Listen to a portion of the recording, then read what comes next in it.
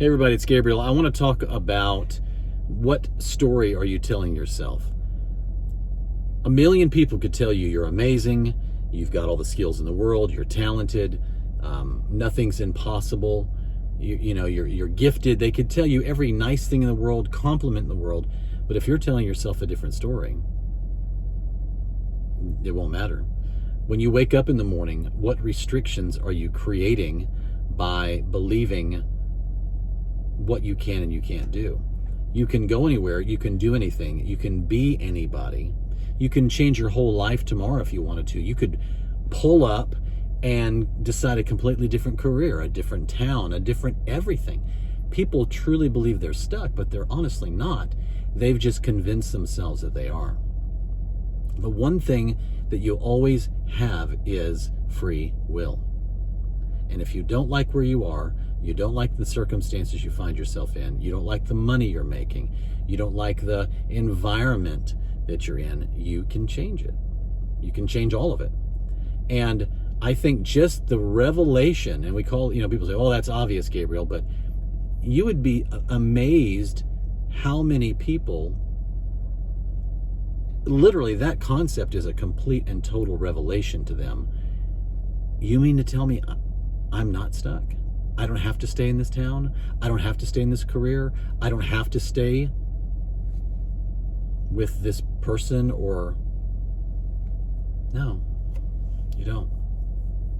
Especially if it's not healthy.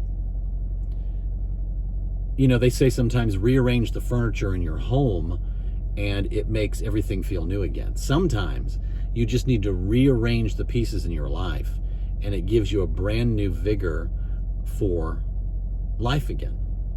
Sometimes a personal journey of self-discovery causes you to go, this is a whole realm I've never even touched before. This is exciting. I was so baked in the cookie of what I was doing for so many years, I couldn't even think outside of it. And now here I am in this completely new sphere of business and life and social circles and thinking, and it feels incredibly invigorating. Many of you guys know I'll be 50 here at the end of the month in August, and about a year or so ago, we're doing incredibly well, and we're blessed, and we've changed a bunch of lives, and we're going to change a bunch more lives, and we're thrilled and we love our lives, and our kids are incredible. But I told my wife, I said, let's just reinvent ourselves. She goes, you know what? Let's do that. And we've just reinvented ourselves. We've discovered things we've never pursued because, you're too busy in the grind doing what you're doing.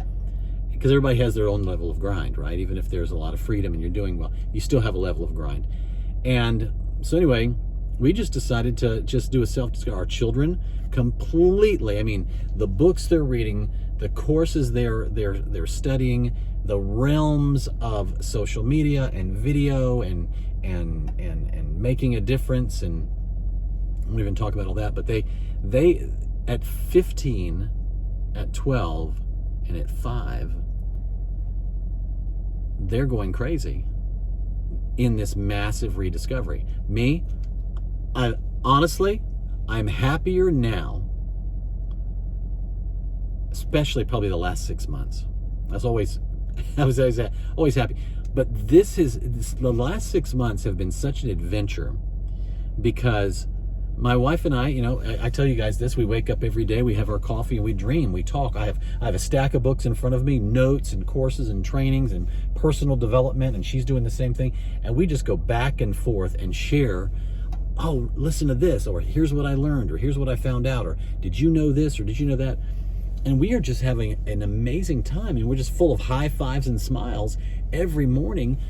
And by the time we finish having our coffee and talking, 2 hours go by, and we're ready to attack the world all over again. We've enlarged ourselves. We share personal victories with each other, or mindsets that have hindered us and hurt us from being able to really think healthy. Or say, honey, I said, babe, this is the craziest thing. I read such and such, and suddenly it hit me like a ton of bricks. And now I realize that was a huge block in my life that I didn't even realize was there in my thinking.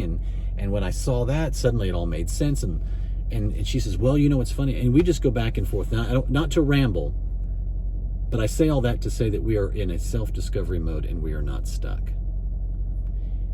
You're not stuck unless you believe you are. And you never have to stop growing unless you choose to.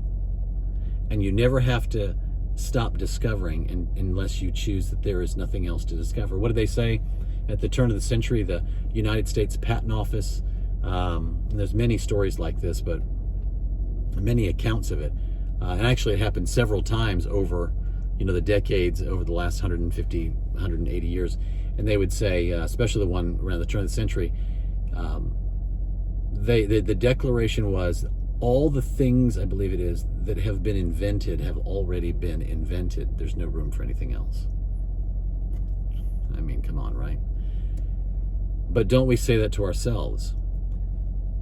All of my adventures, all of my options, all of my choices have already been exhausted and I've already used them up. Now I just have to grin and bear it. Well, I gotta wait till the kids get out of school before I start dreaming. No. Well, once this happens, then, I'll maybe put the house on the market and move where I've always wanted to move to. That's that mirage on a hot day that you keep driving in front of, and the closer you get to it, the farther away it is. Don't wait to begin exploring your dreams. Don't wait to self-discover. You're not stuck. Quit telling yourself that you're not good enough. You can't do it. The opinions of people, and I've said this for years, if people's opinions have the capacity to take you off course, then make darn sure those people are paying your bills 10 years from today, because you just may have allowed them to steal your dreams. Turn it off, folks. You got one life. God's put you on this earth to do something amazing. He didn't put you on the earth just to exist or to be average. And if you believe that at this point, revisit what he says. Revisit truth. Shake that stuff off. You're the head and not the tail. He takes you from the dunghill and he places you amongst princes. He makes a light unto our feet and a lamp unto our path. We can both see what's in front of us, and the path in front of us is illuminated as well. It's both. You're not walking in the dark. God's not playing riddles on you. You're not designed, nor did he purpose for you to grope in the dark, visionless and tired. I hope this makes sense. Somebody needs to hear this tonight.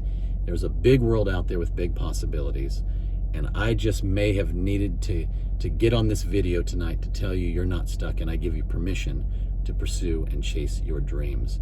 The best is in front of you. Blessings, guys. See you in the next video.